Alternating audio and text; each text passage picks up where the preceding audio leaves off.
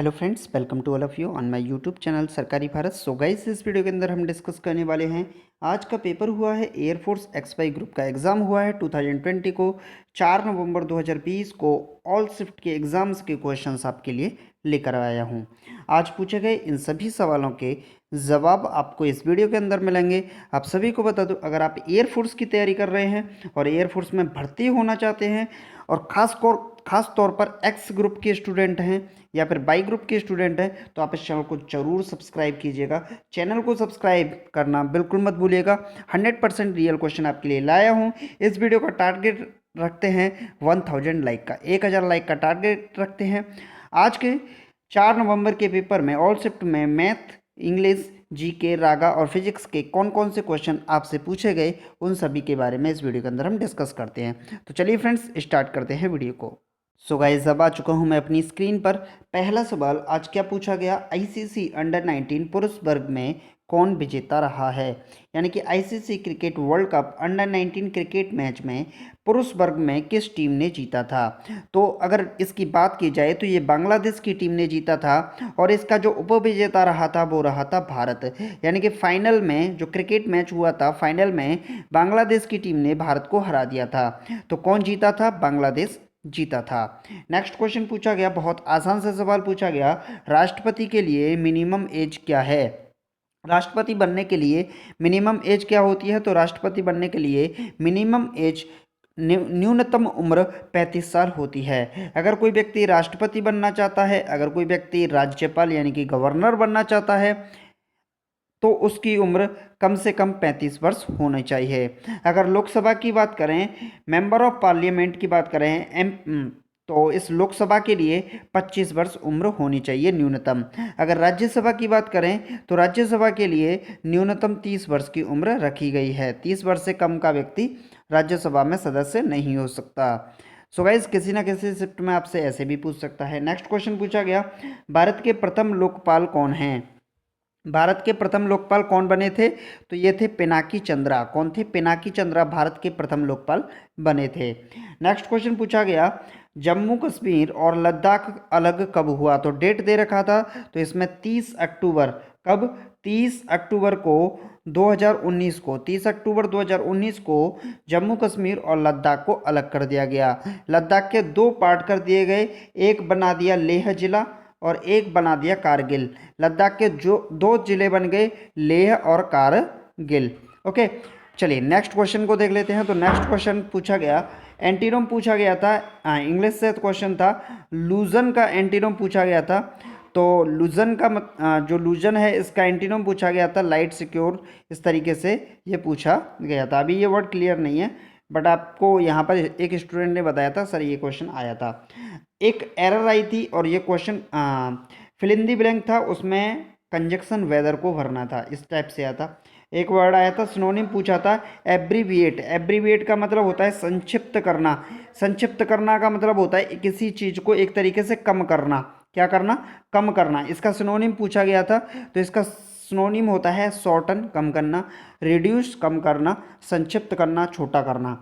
Next question पूछा गया था फ्रेंड्स, कुमार संभव पुस्तक के लेखक कौन हैं। कुमार संभव पुस्तक के लेखक कौन है? तो ये है कालिदास। कालिदास के द्वारा ही कुमार संभव पुस्तक को लिखा गया। नेक्स्ट क्वेश्चन है फ्रेंड्स, नेक्स्ट क्वेश्चन क्या है, पायरोमीटर का प्रयोग किया जाता है। तो पायरोमीटर का प्रयोग किया जाता है हाई टेम्परेचर के लिए, उच्च तापमापी के लिए पायरोमीटर का प्रयोग किया जाता है, उच्च ताप को मापने के लिए। नेक्स्ट क्वेश्चन पूछा गया, टॉल की कंपैरेटिव डिग्री क्या होती है। देखिए, टॉल की जो कंपैरेटिव डिग्री होती है वो होती है टॉलर, और इसकी जो सुपरलेटिव डिग्री होती है वो होती है टॉलेस्ट। क्या होती है? टॉलेस्ट। तो टॉल, टॉलर और टॉलेस्ट इसकी कंपैरेटिव और सुपरलेटिव डिग्री होती हैं। एक करेक्ट जो कॉमन एरर है वो पूछी गई थी, और ये जो कॉमन एरर है पूछी गई थी सेंटेंस के अंदर था, वेरी हार्डली। देखिए, वेरी हार्डली नहीं होता कभी भी, तो हम लिखते हैं सिर्फ वेरी हार्ड। अब वेरी हार्डली क्यों नहीं होता ये भी बात समझ लीजिए, क्योंकि जो वेरी होता है वो होता है अपने आप में एडवर्ब। क्या होता है? एडवर्ब होता है वेरी। और हार्डली को देखा जाए तो हार्डली भी अपने आप में एडवर्ब आता है। तो एक एडवर्ब के बाद जस्ट बाद दूसरा एडवर्ब नहीं आ सकता, इस वजह से हार्डली में एल वाई को हटा देंगे तो वेरी हार्ड हो जाएगा। हार्ड क्या बनेगा? एडजेक्टिव। एडजेक्टिव की यहाँ पर विशेषता को कौन बताएगा? एडवर्ब शो करेगा। तो इस वजह से जो स्पॉटिंग एरर थी उसमें से एल वाई को हमें हटाना था। नेक्स्ट क्वेश्चन पूछा गया था फ्रेंड्स, ये भी स्पॉटिंग एरर था और एरर थी each of the boys, were आएगा कि वॉज आएगा? No error. देखिए ईच ऑफ के साथ हमेशा क्या आती है? सिंगुलर वर्ब आती है, तो वर का प्रयोग नहीं होगा, क्या होगा? वॉज का प्रयोग होगा। आप दूसरे सेंस में भी समझ सकते हैं, जो ऑफ प्रपोजिशन होती है, ऑफ प्रपोजिशन से पहले सब्जेक्टिव केस, इस सब्जेक्टिव केस के साथ ईच के हिसाब से क्या आएगा? वॉज का प्रयोग किया जाएगा। नेक्स्ट क्वेश्चन पूछा गया था फ्रेंड्स, सिनोनिम पूछा गया था एरेडिकेट का। एरेडिकेट का मतलब होता है समाप्त करना। अगर आप पैसेज पढ़ते होंगे, द हिंदू को पढ़ते होंगे, तो आपको ये याद हो जाएगा। एरेडिकेट का मतलब होता है समाप्त करना। क्या होता है? समाप्त करना। एक तरीके से बोल सकते हैं डिमोलिश, नष्ट कर देना किसी चीज़ को, या फिर एक और वर्ड होता है वेनिस, समाप्त कर देना किसी चीज़ को। तो इस सेंस में भी इसका यूज़ किया जा सकता है। तो ये क्वेश्चन पूछा गया था।